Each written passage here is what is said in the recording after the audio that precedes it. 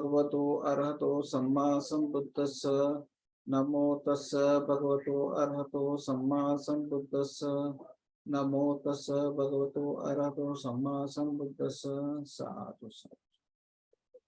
So today we are going to take a very kind of a small sutta, which is kind of re-emphasizing or underlying the point of the Buddha.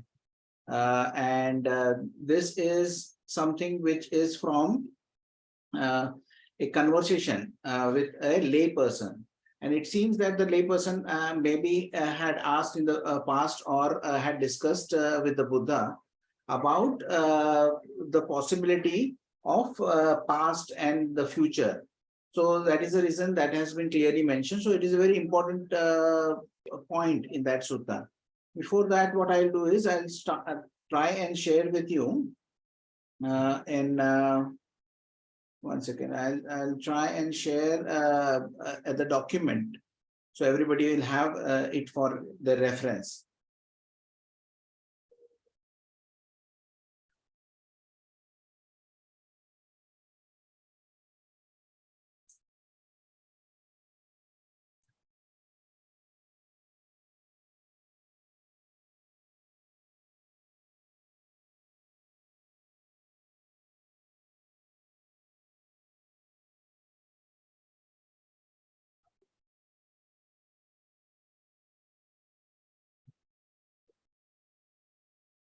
So as you can see, the document has been shared and the link has been given, so you can download that document also if you want to.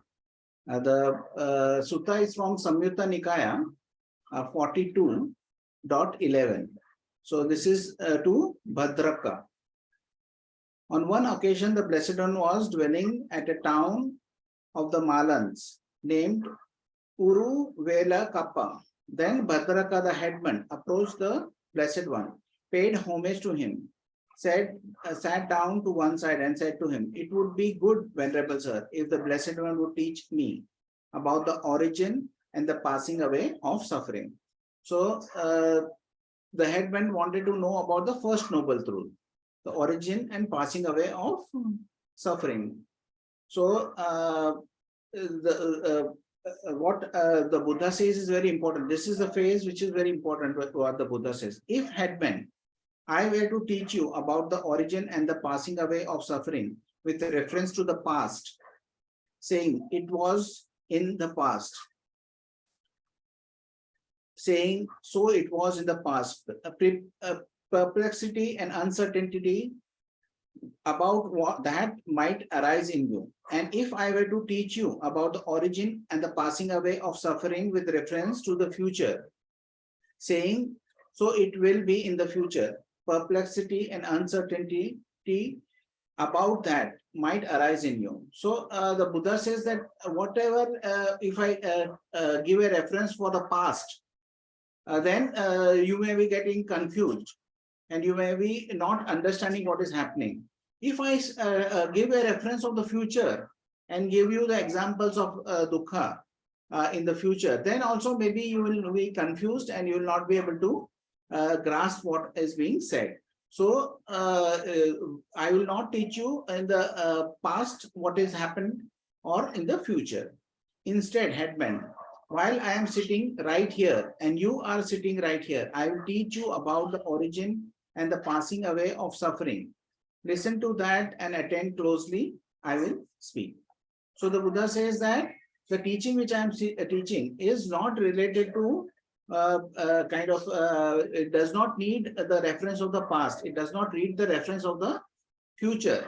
But by giving a reference which is there in the present, I will kind of try and explain to you how this suffering arises. Yes, Venerable Sir. Bhadraka, the headman, replied. The Blessed One said this. What do you think, headman? Are there any people in Uruvela on whose account sorrow, lamentation, pain, displeasure, and despair would arise in you if they were to be executed, imprisoned, fined, or censored? So the Buddha is asking, is there in that town, your town or the city, are there some people that if they are given a punishment if they are kind of given punishment by the king to be imprisoned or executed or fined or censored, would you feel bad? Are there some people over there in the city? There are such people, Venerable Sir. But are there any people in Uruvela on whose account sorrow, lamentation, pain, displeasure, and despair would not arise in you in such an event? But Buddha is asking that, are there also people in the town where if they were kind of executed, prisoned, fined, or censored, will you not feel anything? Like you would not worry about that? Because in a town, there may be a lot of people. So you are not worried about all the people in those town. So the headman said, there are such people, Venerable Sir. What headman is the cause and reason why in relation to some people in Uruvela, sorrow, lamentation, pain, displeasure, and despair would arise in you if they were to be executed, imprisoned, fined, or censored, while in regard to others, no such sorrow, lamentation, pain, displeasure, and despair would arise. So the Buddha is asking, what is the reason, what is the cause that some people, you would be kind of having displeasure or pain, you will feel pain and suffering, that is dukkha. You will feel dukkha for the people who are censored or imprisoned or executed, but not for the other. Those people in Uruvela, Venerable Sir, is in relation to whom sorrow, lamentation, pain, displeasure, and despair would arise in me if they were to be executed, imprisoned, fined, or censored. These are the ones for whom I have desire and attachment. But those people in Uruvela, in relation to whom no sorrow, lamentation, pain, despair, and despair would arise in me, these are the ones for whom I have no desire and attachment. So the headman is kind of being very honest and saying that the people who I would have attachment, I would have some kind of craving for or desire for. Those people, if they are hurt, then I would also get hurt. And those people who I don't care about and I don't know about, or I don't kind of have any attachment to them, those people, even if they are kind of killed or executed or censored or fined, I would not kind of have any attachment. That's the reason I would not be worried or I would not have any dukkha if something happened to them. Headman, by means of this principle that is seen, understood, immediately attained, fathomed, apply the method to the past and to the future thus. So the Buddha says that, see, in the present itself, you can understand how certain things, because of your attachment, is causing you dukkha. And not having attachment, you are not having dukkha. Because in the present itself, you can see that having attachment, you will feel dukkha if there is something happen to that person. In the present itself, you will feel no kind of dukkha for persons you don't have any attachments to. So in the same way, in the past also, if you had any person you were liking, if something happened to them, then you would have the dukkha. In the past also, if there are certain things which happened to some person which you are not attached to, then you would not have any feelings for that. So in the same way, in the future also, that applies. So by understanding the present, you will be able to understand the past and the future, both of them at the same time. Whatever suffering arose in the past, all that arose rooted in desire, with desire as its source. For desire is the root of suffering. Whatever suffering will arise in the future, all that will arise rooted in desire, with desire as its source. For desire is the root of suffering. It is wonderful, Venerable Sir. It is amazing, Venerable Sir, how well that has been stated by the Blessed One. Whatever suffering arises, all that is rooted in desire, has desire as its source, for desire is the root of suffering. So the headman immediately understands that by having attachment, having desire, having craving for certain things, you are creating the dukkha. So in the same way, say if you have attachment to any physical things, Say if you have attachment to a kind of physical thing which you really liked, and something happened to that physical thing, then you would also get hurt, because your hurt is not because of the physical thing, but it is about the attachment which you have for that thing. Venerable sir, I have a boy named Chiravasi who stays at an outside residence. I rise early and send a man saying, "Go man," and find out how Chiravasi is. Until that man returns, Venerable sir, I am upset, thinking, I hope Chiravasi has not met with any affliction. What do you think, Headman? If Chiravasi were to be executed, imprisoned, fined, or censored, would sorrow, lamentation, pain, displeasure, and despair arise in you? So again, Buddha is kind of asking the question about specific person. Now he asked about an abstract person, but now he's asking for the specific person. Venerable sir, if Chiravasi were to be executed, imprisoned, fined, or censored, even my life would be upset. So how could sorrow, lamentation, pain, despair, displeasure, and despair not arise in me? All these words are considered to be the word for dukkha. So in the word of dukkha, sorrow is also included, lamentation is also included in the word of dukkha, pain, displeasure, and despair is also included in the word of dukkha. So in one way, the person will feel dukkha. In this way too, Headman, it can be understood. Whatever suffering arises, all that arises rooted in desire, with desire as its source, for desire is the root of suffering. What do you think happened? Before you saw Chiravasi's mother or heard about her, did you have any desire, attachment, or affliction for her? No, Venerable sir. So Buddha is asking, before meeting your wife, did you have any kind of attachment to her or any desire for her? He said, no. Obviously, without seeing the person, you would not have any kind of desire for that person. No, Venerable sir. Then was it Headman because of seeing her or hearing about her that this desire, attachment, affliction arose in you? Yes, Venerable sir. So by seeing something or by hearing something, you create a desire for that thing. So it comes back to the Buddha's teaching of keeping the senses of your six senses in control. That is what you see, what you hear, what you smell, what you taste, what you touch, and what you think about. You have to be careful about what kind of things you are paying attention to. So if you are paying attention to the thing and you are getting attracted to it, you are getting attached to it, then what happens is you may get kind of in the process of being entangled with the other thing. And the thing which you are getting entangled, when it goes, because everything is impermanent. And when that thing which you are getting entangled is at one point of time has to have certain things which will go against it. So then you will create a dukkha for yourself. By kind of not keeping your senses in control, you kind of create attachment. By having attachment and something goes wrong, then you create dukkha for yourself. One other way the Buddha says is you have to understand the appearance, the disappearance, the gratification, the danger and escape. So what is the appearance and disappearance? Means the things which are coming and going. So there are thoughts which are coming and going. And there is gratification. Gratification is that the thought which came, say, I want certain food.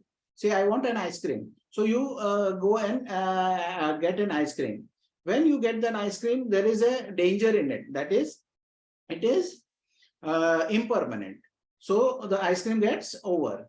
So that is the danger in anything which you have satisfaction in. So if as this headman has a certain attachment to the sun and something had to happen to the sun, he was getting involved in a legal case or something like that, then he would have created dukkha because there is something which he had a pleasure in the sun. Now that sun is in danger. Now because of his attachment, he is creating a dukkha for himself. That is the danger. And the escape is the eightfold path, or we can say the 6R. Whenever a thought comes up for certain desires, when you can 6R it, then there will not be any gratification or the danger, which will not be there, and then cycle will be closed. So that is how you kind of can escape. So that is how what he is saying is, Venerable Sir, if Chiravasi's mother were to be executed, what do you think had meant? If Chiravasi's mother were to be executed, imprisoned, fined, or censored, would sorrow, lamentation, pain, despair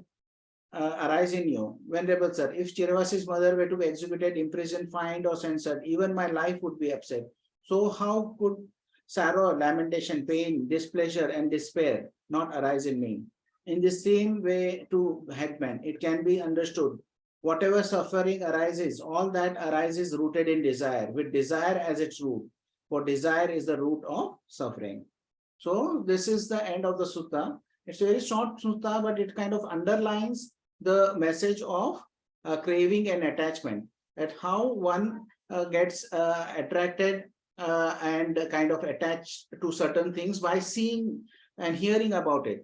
And when they get attached to that, then you are also entangled with the other person and the other things which are there in your life. There, somebody may be attached to a car they have, somebody may be attached to the house they have, somebody may be attached to the wealth they have.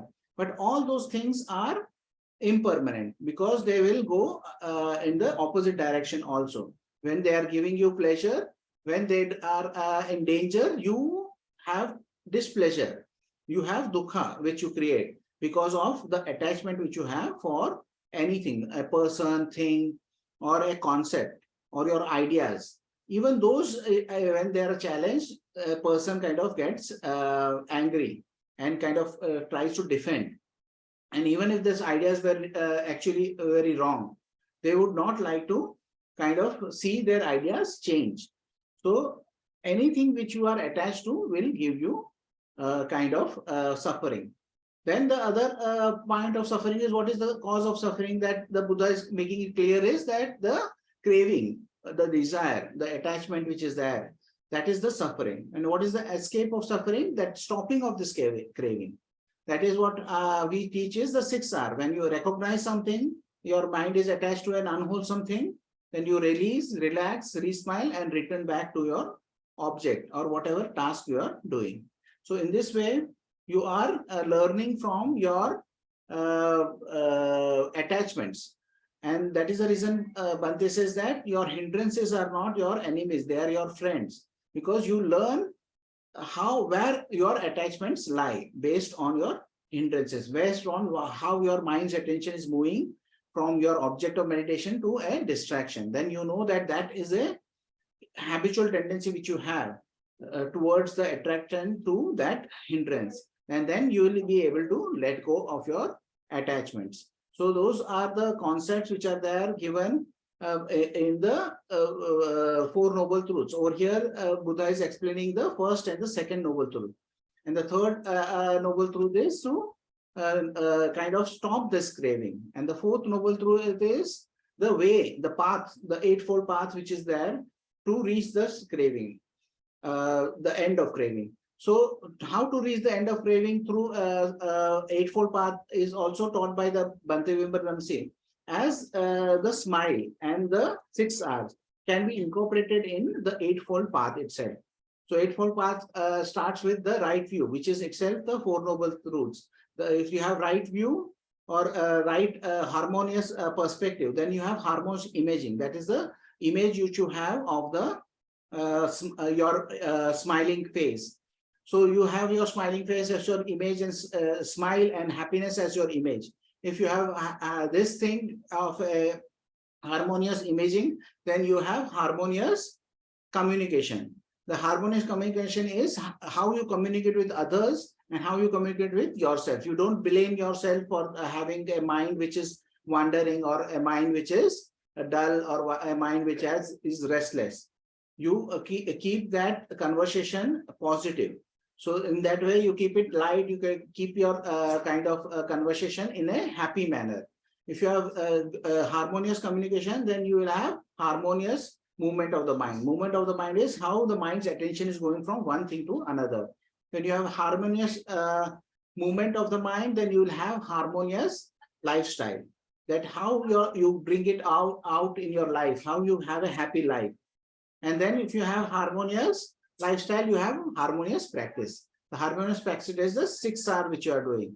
So when you have harmonious practice, you have harmonious observation. You are able to observe how your mind's attention is moving from one thing to another, how it is impersonal, and how it is causing you dukkha.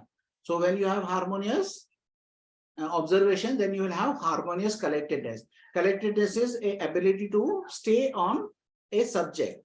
You're putting your attention on a subject. That is your harmonious attention. So when you are able to put your attention on a certain subject, and you can keep your attention on a certain subject, then you are able to learn from that subject. And that is the start of the process of gaining insights. So this is a kind of a wholesome path which the Buddha is teaching. And it all starts with understanding the craving. That is, if you understand the craving in the present, then you don't have to worry about what happened in the past. You can understand that as this is happening in the present, that is the same way it happened in the past.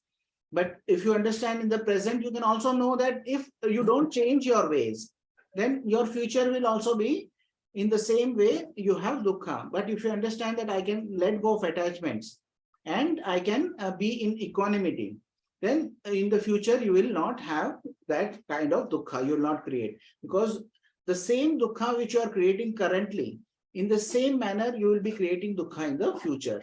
So the Bhante Vimbanamsi also gives one kind of advice which the Buddha gives, is that whatever you pay your attention to, that becomes your inclination of your mind. So where can you pay attention to your subject or a wholesome object? That is in the present.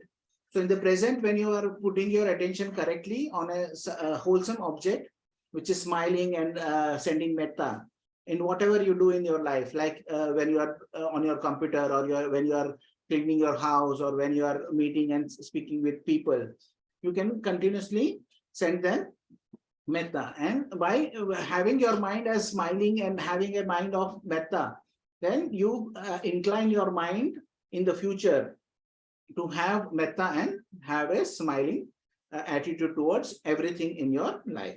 So in the same way, you can kind of bring wholesome things in your life. So this is the advice by the Buddha, and we are open for questions now. If you have any questions regarding the meditation or this sutta or any other topic, you can ask now. Are there any questions? Everybody understood everything?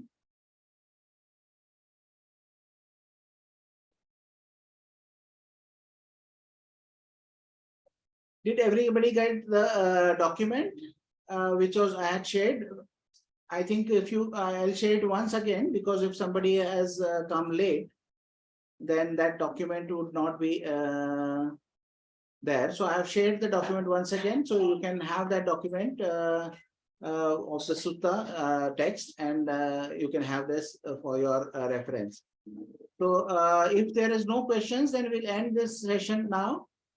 And we will announce we will be taking the Sunday session tomorrow after I have confirmed.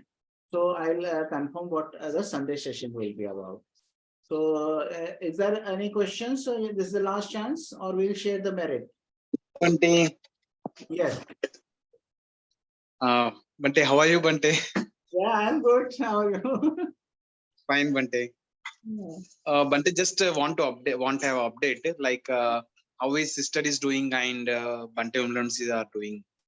The sister is doing a little better just now because she has. I had spoken to her yesterday, and today also somebody went to meet her and sent us a message about her. She's doing a little better, but then we have something to do with her further medical treatment. So we are in the process of seeing that if a cancer oncologist can come and meet her. Bhante is not doing so well. He is in a kind of a nursing house. It's a specialty care center for seniors, and he is getting the care which is required medically. And there is he will go back to the hospital to check upon his wound because there was an operation done on him. Then now he is a little bit weak and he is not doing so well. But David and Kristen is there who kind of help him out. So they went with some food for him. They brought him a drink and he did not eat, but they said that he drank a chocolate shake he likes. So they took a chocolate shake to him. So he drank that chocolate shake. So overall, I think Bante we may take a little more time to stabilize. So we'll have to wait for 25th when they go back to the hospital to kind of check on his this thing status, because he has to do a lot of things to have a rehabilitation after the operation. And so he may have to be kind of in rehabilitation for 6 months or something like that. So we need his help also, because so let us see. But overall, I think we are hopeful for both, and we keep sending them metta and hope that they get better. At least they give us some teaching in the near future. And Sister Khema had shared audio teaching. I was kind of busy and traveling and with the retreat and everything. I'll share that teaching in a day or two. So that also I'll do, and let them kind of allow them to kind of do teaching. So Sister Khema is doing a little better. People, if you want to kind of contact her, then she's able to pick up her phone and speak. She's not had Thank you. all the clarity, but yeah. Thank you, Bante. Thank you. Okay. Sindhu has one question. Hello, Yes. Bante. Yes. I have a question regarding the practice, day-to-day practice. Yes. Usually, what happens is in my day-to-day practice, as the day progresses, my mindfulness, like there is not enough energy at the end of the day, and I am not mindful at all in the evening or at night, and there is some overindulgence in social media also. But in the daytime, as the day starts, energy is good, and I practice meditation, and evening I do walking meditation, then everything is fine. But energies, I feel like I'm not like being that much mindful. And do you have any suggestion for keeping energies The thing at is, that it is line? about habit. So you keep on doing it. Once Bhante Vivaramsi asked one of the students to do mindfulness in the day and keep the smile as the object of meditation and do whatever you are doing by keeping the smile and sending metta to the object, whatever you are dealing with. After that, what happened is that he came back and asked in the evening. There were a few people who said that I was able to keep for 5 hours, I was able to keep for 6 hours. One person said that I was only able to 6 hours for 3 times. So, but they said that is also good. That is not a bad day, because the day where you have not 6 hours anything for many years, but at least you are doing it of 6 hours for 3 times, that is a start. Next day you will do it for 6 times. The next day you may do it for 12 times. And then it slowly becomes a habit. So one thing is, don't blame yourself or be kind of critical of yourself when you recognize that you are not being mindful.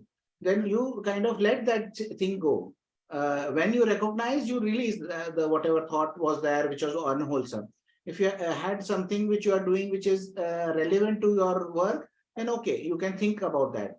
But if it is an unwholesome thought, it is a thought about social media or just ideal chatter was there in the mind, then you recognize, you release, relax, resmile, and come back. But don't blame yourself for not having the less energy. It will develop as you practice. As you practice every day, as you are more and more diligent, then you will create more and more muscles of 6 hours. You know, when you go to a gym, you kind of lift a weight. There is a small weight, they'll give you 5 kgs maybe. And then next you may kind of increase that weight. So in that same way, when you start doing 6 hours in the day, you may start with, say, maybe 3 times on a day, you will recognize. But then you may increase that, because that is a start.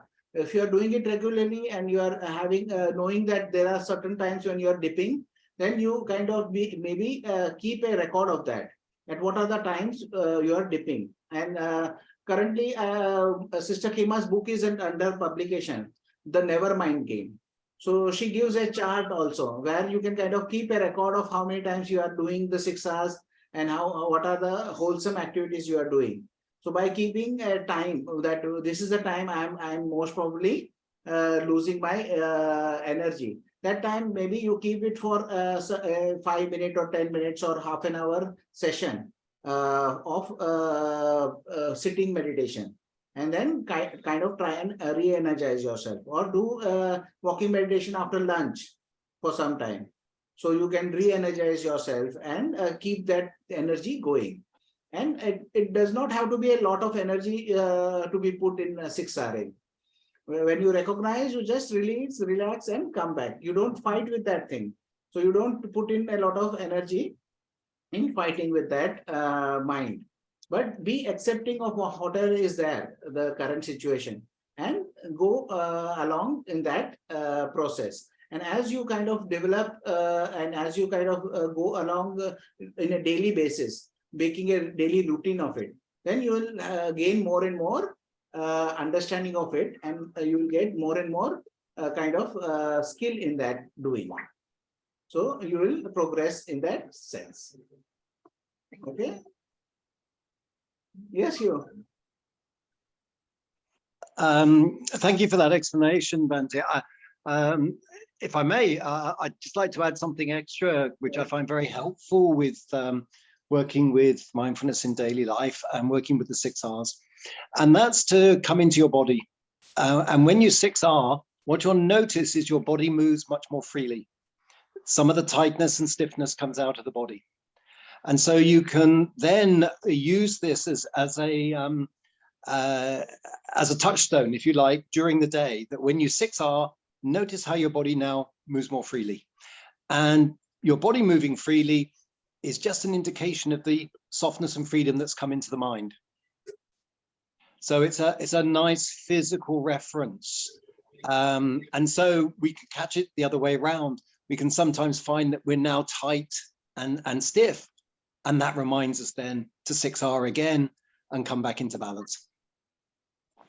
And coming back to the body also can be done with a smile. You know, you start with Absolutely. a smile and Yep. just feel the body. Yes.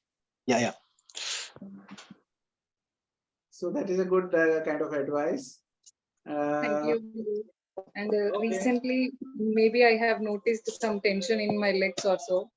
So, not in the head area or something, but somewhere in my legs. So I started to 6R and I started to relax the tension. Correct. And as soon as I relaxed, and it was completely fine.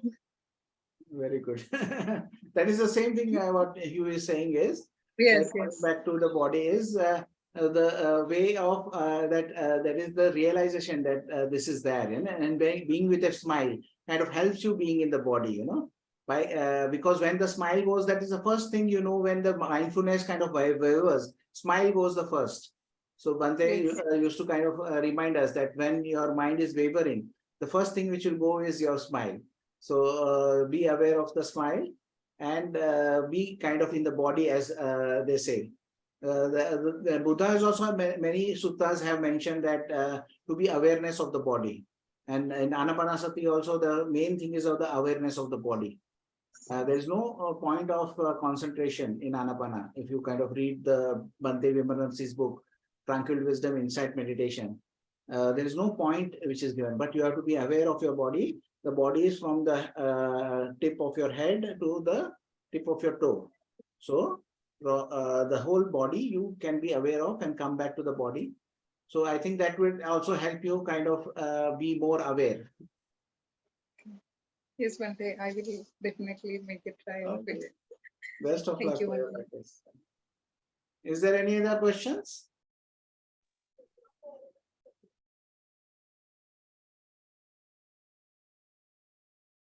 Okay, then we'll share the merit now. And we keep Bhante and Sister Khema also in our mind while sharing the merit. May suffering ones be suffering free, and the fear-struck fearless be. May the grieving shed all grief, and may all beings find relief. May all beings share this merit that we have thus acquired for the acquisition of all kinds of happiness. May beings inhabiting space and earth, Devas and Nagas of mighty power, share this merit of ours. May they long protect the Buddha's dispensation. Sadhu, sadhu, sadhu. Thank you, Bhante.